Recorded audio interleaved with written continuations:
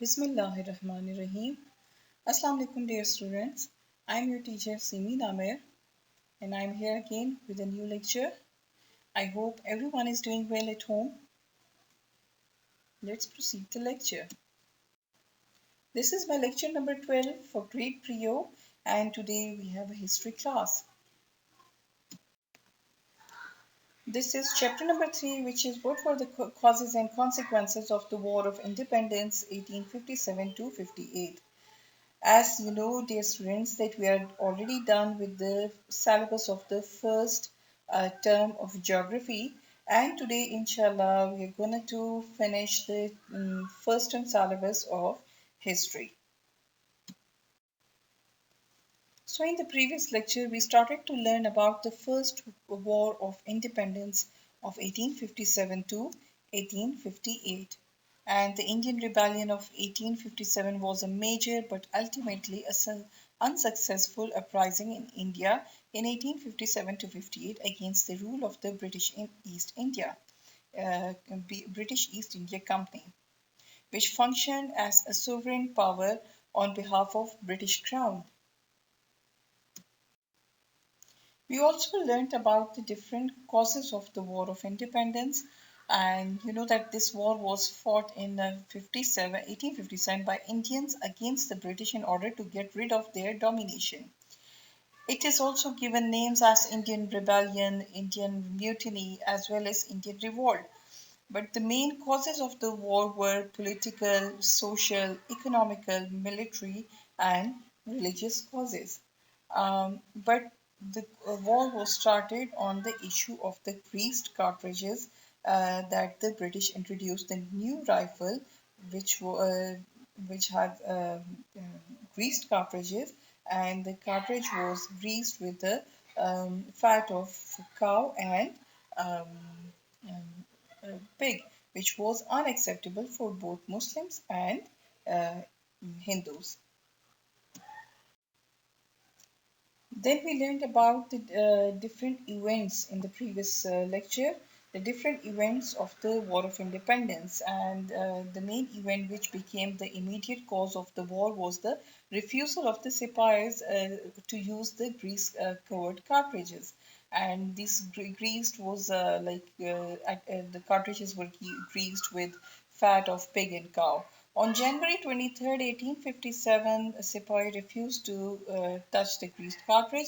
At the same time, an Indian sepoy killed two British officers when he was forced to use greased cartridge. So that was the starting event, and then different events happened, like the execution of the Mangal Pandey and how the Indians got control of different areas, and then British regained all the areas, and they even took some very harsh atrocities in a revenge. So these were the main events, but the starting event was the refusal of the sepoy for to touch the grease cartridge. I want to show you the video of Mangal Pandey, how he refused his own officer to touch the greased cartridge.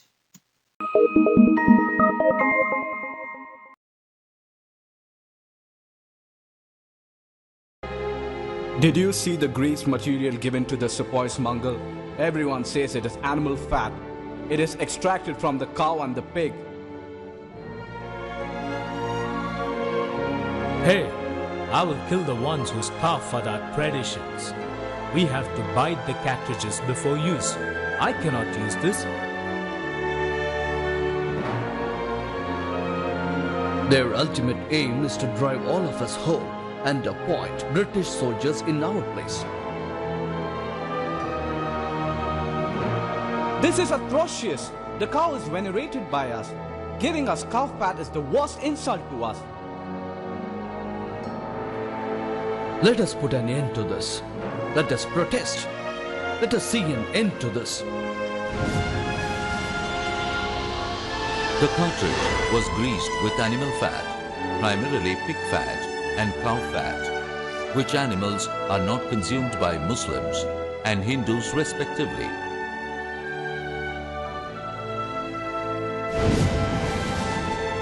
The former being abhorrent to Muslims and the latter a holy animal to the Hindus. The cartridges had to be bitten at one end prior to use. The revolters thought that this was an international act of the British. The aim being to humiliate the soldiers by insulting their religious sentiments.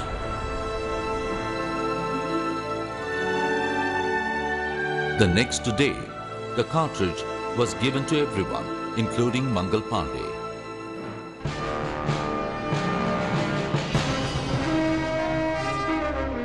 Mangal threw the packet down. The officer, Lieutenant Bond, who noticed this, was shocked. This was the first time an Indian soldier had shown the courage to disobey orders. Hey, you! Pick it up.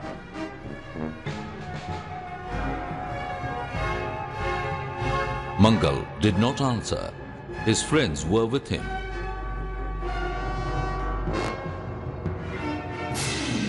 Hey, you! Pick it up.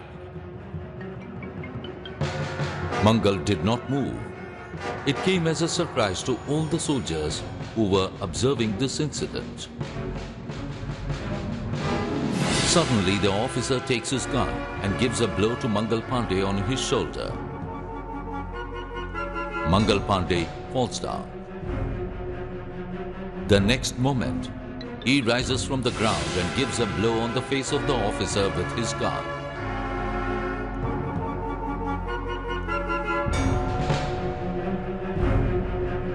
The whole crowd had the shock of their lives.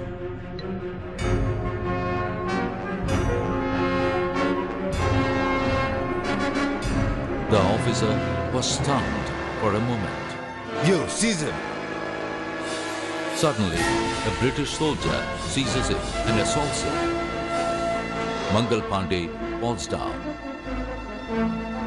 News spreads like wildfire everywhere. No one dared to attack a British officer of a regiment. This was the first time in Indian history. This incident was the first act of what came to be known as the Sepoy Mutiny of 1857, or the First War of Indian Independence. On 29th March 1857, at Barakpur near Calcutta, Mangal Pandey started the first protest against the British. Egged on by this protest, revolts arose in many parts of the country.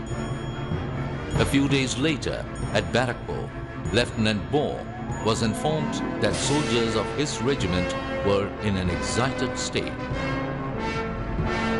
The British soldiers approached Lieutenant Bore. Sir, the British soldiers are very violent. Don't tell me the same story again. I don't want this fellow Mangal Pandey to do any mischief again. So, we should have strong evidence to hang him.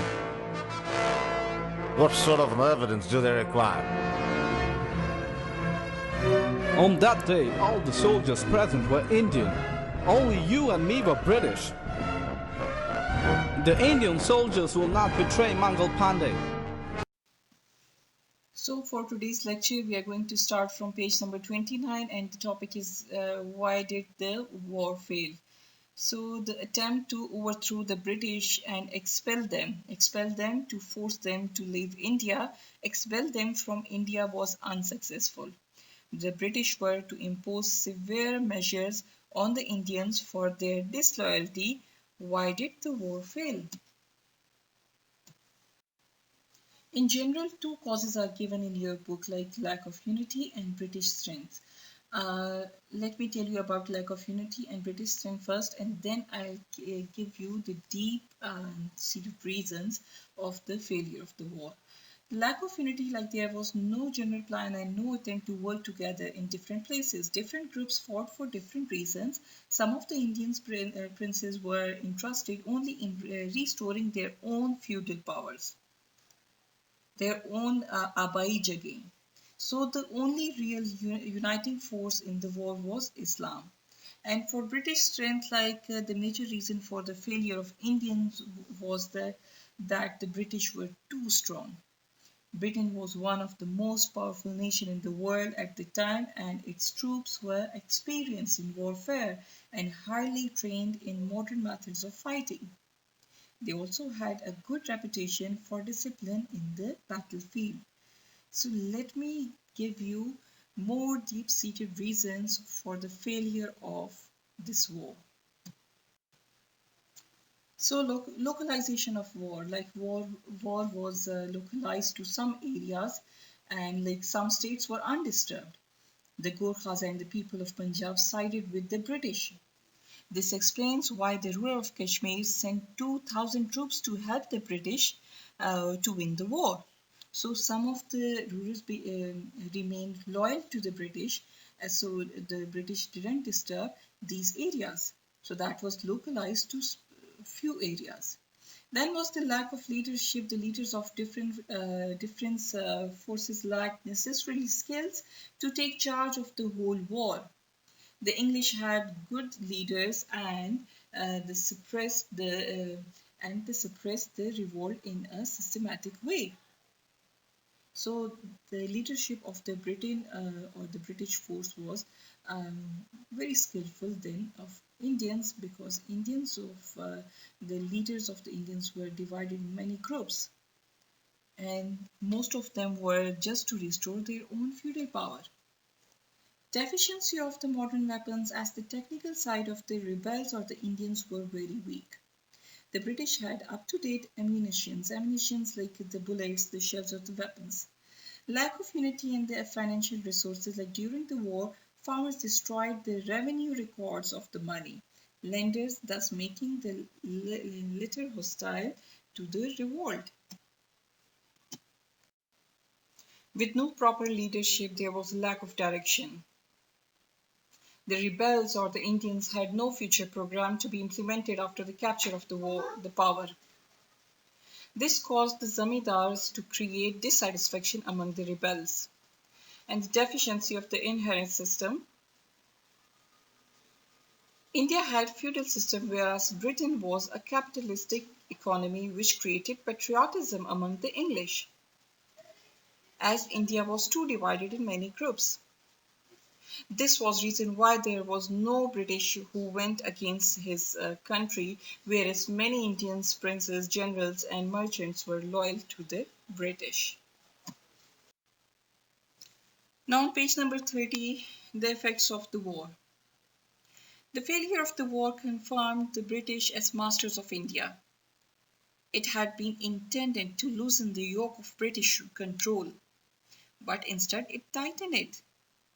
Like it was intentional to loosen the control of British, but instead it tightened it. So they appeared with more strength. The British issued a proclamation at Allahabad in 1858, bringing the war to an end. The proclamation is a public or official announcement. So that was issued by the British authority in Allahabad, and it was just to bring the war to an end. In the proclamation, the British recognized some of the grievances of the Indian people, like their complaints or their unfair treatment. So they gave their own complaints of the Indian people, but in practice they paid little attention to their promises. The British reaction to the war was to carry out brutal reprisals against the Indians. The brutal reprisals like the harsh punishment by the military. So as was seen at Kanpur. Here on the page there is a box of the proclamation of 1858. This is like the announcement which was made in the proclamation. These were the lines, like the British said that they would not interfere in the religious beliefs of the people. They are talking about the Indian people. And pay due regard and ancient property rights and customs to the people, and abide by all treaty obligations, abide like to accept by all treaty obligations, agree to no further territorial acquisition, like no territorial gain, and guarantee the right to appointments in the public service. These were the promises made by the British for the Indian people.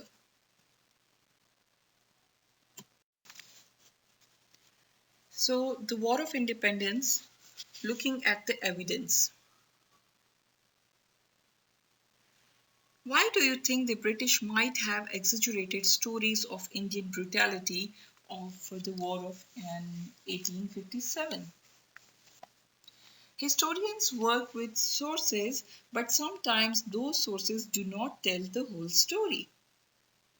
In the case of the War of Independence, the British wanted people in Britain to believe that they had acted correctly and that the way they defeated the Indians was just.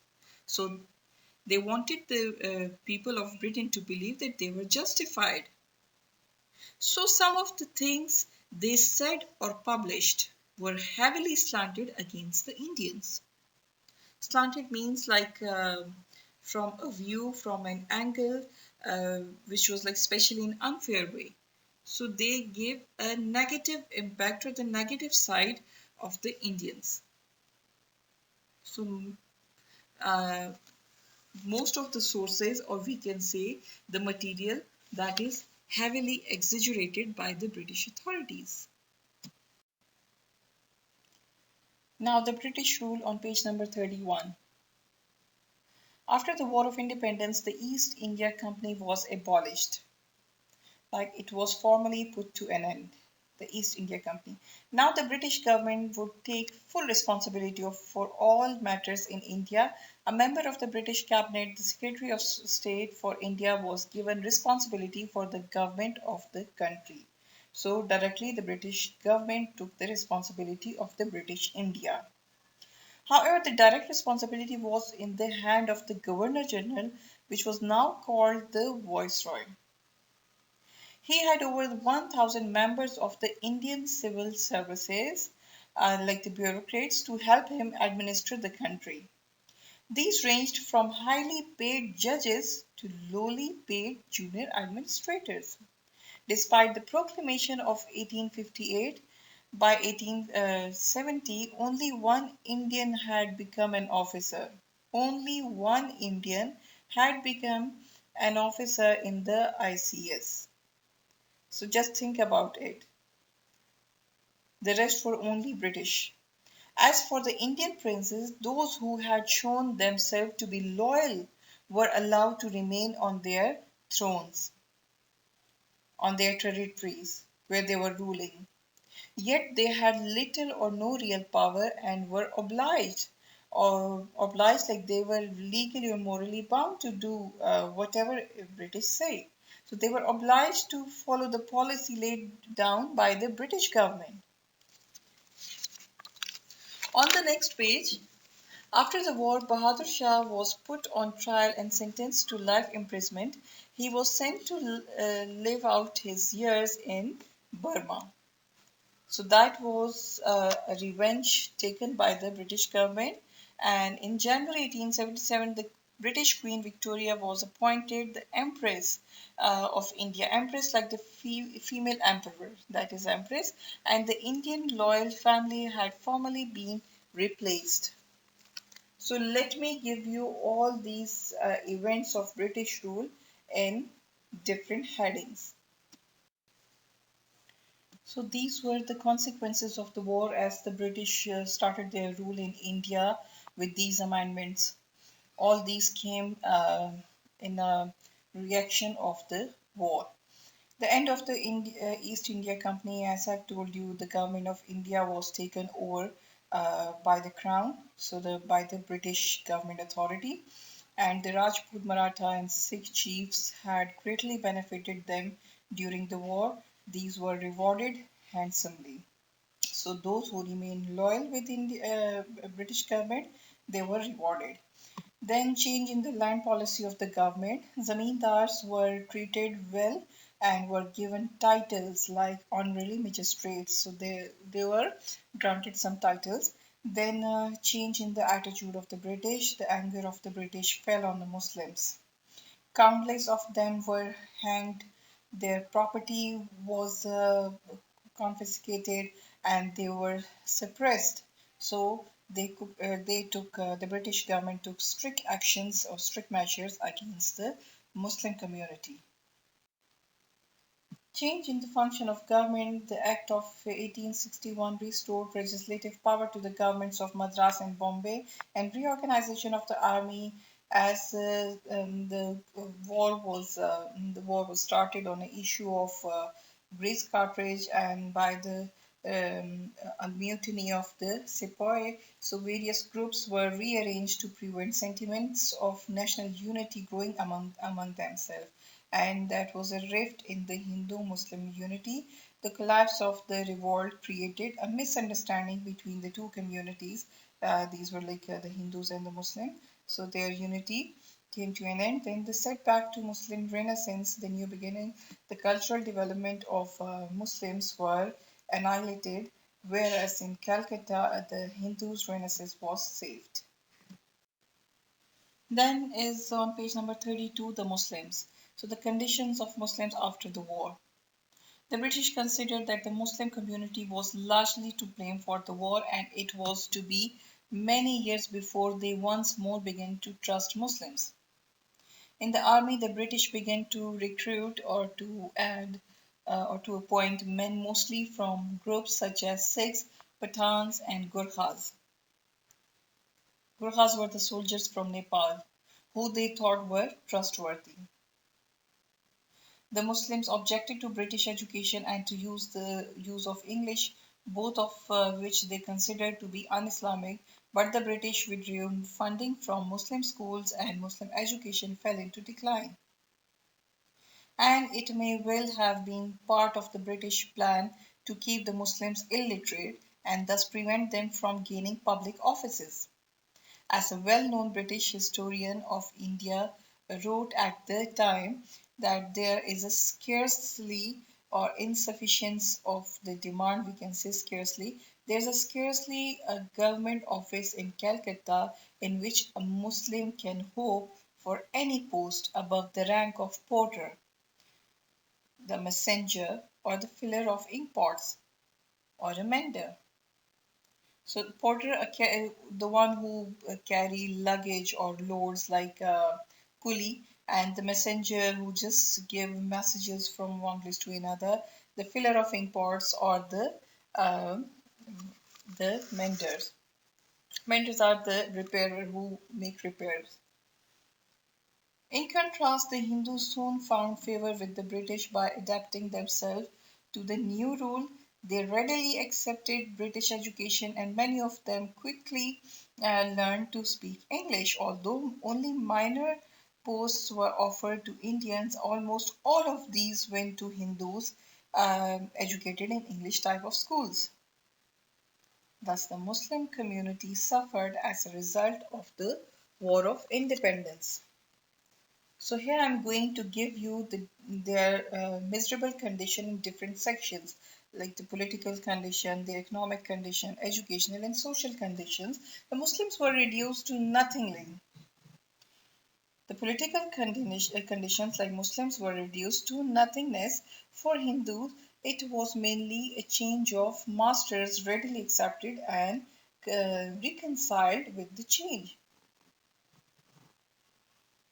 Economic conditions like financial bankruptcy and political decline became the fate of the Muslims. They were deprived of employment opportunities. The educational conditions of Muslims, like the English, stopped Arabic and Persian education in schools to neglect Islamic education. The Muslims could not accept English education as they considered it un-Islamic. Christianity was preached in government schools, and their social condition was like Muslims were socially rejected from all sides. Muslims had ruled over India for about 800 years, and during this period, they protected the religious, traditional, and cultural values of Hindus.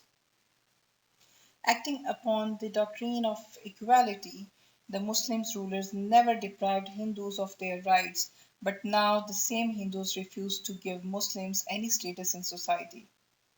These were the circumstances under which some Muslim leaders reminded the Muslims of their past glory, and from that moment started the era of their renaissance, like this the era of their revival, Muslims' revival. The birth of nationalist ideas, so rise in nationalism. After the War of Independence, the British took strong measures to ensure that their control of India was unchallenged. The East India Company was abolished and control of India now passed to Her Majesty's government. In other words, um, to the British government in London. In 1877, Queen Victoria was announced the Empress of India in a magnificent ceremony in Delhi. British rule proved unpopular with many Indians. They were largely excluded from governing India. A member of the British cabinet, the Secretary of State for India, was in charge of deciding the policy for India. Working with a 15-man council in India itself, the policy was administered by the Governor General, sometimes called the Viceroy, based in Calcutta. He was advised by an executive council, and the everyday business of the British Raj was carried out by the Indian civil services.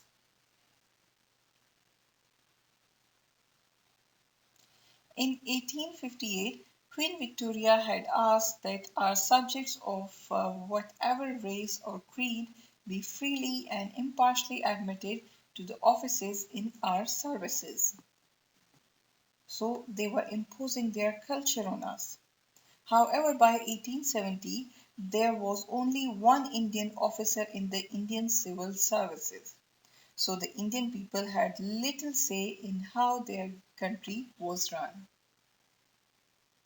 The rest of the members were exclusively British. In other areas also the British made sure that India was run in a way to benefit themselves instead of putting the needs of the local population first.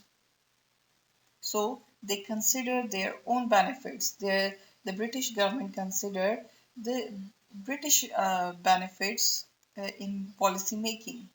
Instead of putting the needs of the Indians, they considered themselves. After 1857, there were fewer opportunities for after 1857 there were fewer opportunities for Indian soldiers in the British Army, as the ratio of British to Indian soldiers was increased from 1:5 to 1:2. Like one ratio for each Indian soldier, there were five British soldiers uh, before, but then it was increased to like double the British soldiers, and they were like if there were one Indian soldier, so two were the British officers. The recruitment from less trustworthy areas such as Oudh was stopped, like the areas from where they saw their rebellionism or unity, they didn't recruit any of the soldiers from those areas. Viceroy Lord Lytton ended import duties on British cotton goods entering India. So the import duties mean the taxes, the import taxes. He ended the import taxes on the British good so that it became cheaper for the local people. These duties had made British goods expensive, and so the local cotton had sold easily. With the duties ended, British cotton was cheaper, and local manufacturers found it harder to sell their goods.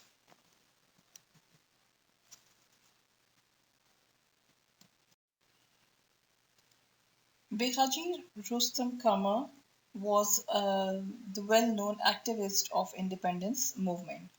So in 1907, Bekhaji Rustam Kama who was from a Parsi family, a Parsi from Bombay, attended the International Socialist Conference in Germany.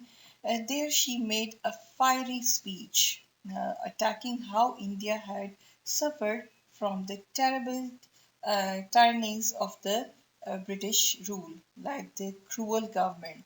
So, the lack of opportunities for Indians led to widespread criticism of the British in newspaper articles written in regional languages. The British response was to pass the Vernacular Act of 1878, which placed strict control on these newspapers. The newspapers that were issued by the Indian people in their regional languages. So, after passing the Act of Vernacular Act, they strictly controlled the newspapers of the regional languages, and they were forbidden. In the same year, the British passed an Arm Act which made it impossible for most Indians to own weapons to ensure that if there were another Indian uprising, it would be less effective. The Vernacular Press Act in British India was a law enacted in 1878 to curtail the freedom of the Indian languages. That was the most controversial law against the press. The act excluded English language publications. So assumed office when a serious discussion was going on about the need for action against the native press. The Arms Act. The Arms Act 1878 is an act of the Parliament of India to consolidate and amend the law relating to arms and ammunition in order to curb illegal weapons and violence stemming from them. An act to consolidate and amend the law relating to arms, ammunition, and military stores. So basically, uh, this act made it impossible for most of Indians to own weapons. In this environment, it is not surprising that nationalist ideas began to grow in India. In 1866, Raja Narayan Bose founded a society for the promotion of national feeling. So they made a society, they made a group to promote this nationalism, these feelings. The nationalist feelings began arising in the country and due to modernization and the taking up of Western ideas.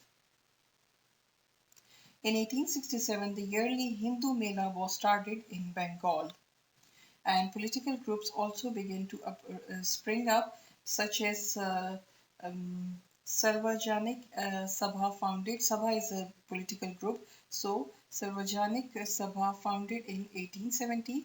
The most significant of all these was the Indian National Congress, founded in 1885. That was the first political organization who represented the Indians, both Muslims and Hindus, um, from the Indian side as a, in the politics. But later on, in 1906, the Muslim League was also formed as most of the Muslims leaders thought that the Indian National Congress was only working and concerned on the Hindus' issues. So they found their own political organization in the 1906. So here is your assignment. You have to do two questions. The first question is, why did the British take tough measures against the Muslim community after the War of Independence? And this is for 7 marks. So you have to create your answer in three paras. You have to give three reasons why the British took extreme measures against the Muslim community only. They didn't target the Hindu community. So you have to give three reasons, as you know that the British feared that the Muslim would rise in revolt against their colonial imperial rule, or as when they found any chance. So the Muslims suffered the most from the British retaliation. Indians generally, but not most Muslims of North India, realized as a result of that war.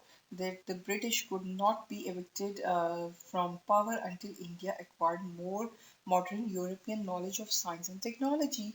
So here you have to give three reasons that why they took very extreme measures against the Muslim community. So you have to give even the Muslim intentions in this answer. Then the second question is, do you agree that the British defeated the Indians in the war because the Indians were not united? So here you have to give at least three reasons, and more or less like you can give 5 to 6, or six is better to give six reasons in different paras. Whatever reason I am giving you in this question, whatever the statement is here, you have to explain that first. So Indians were not united. Like this is your first statement. You have to explain the disunity of the Indians, and then you have to give other reasons like the British were very strong, or even in this lecture I have give you many reasons. So you have to create your answer for 14 marks for not less than for 2 pages. Your answer should be for 2 pages or more. So this is your assignment. Do it neatly on your notebook. Please make a margin line. Must write today's day and date, and make please maintain your index. Thank you so much, dear students, for watching this video. As you know, we are done with the first term syllabus. We are done with all first three chapters of history, and even we are done with the geography first term syllabus. So please uh, go through all the lectures again. And if you have any problem, if you have any confusion, drop your questions in the comment box, and we'll meet up again with another video with another lecture. Till then, bye.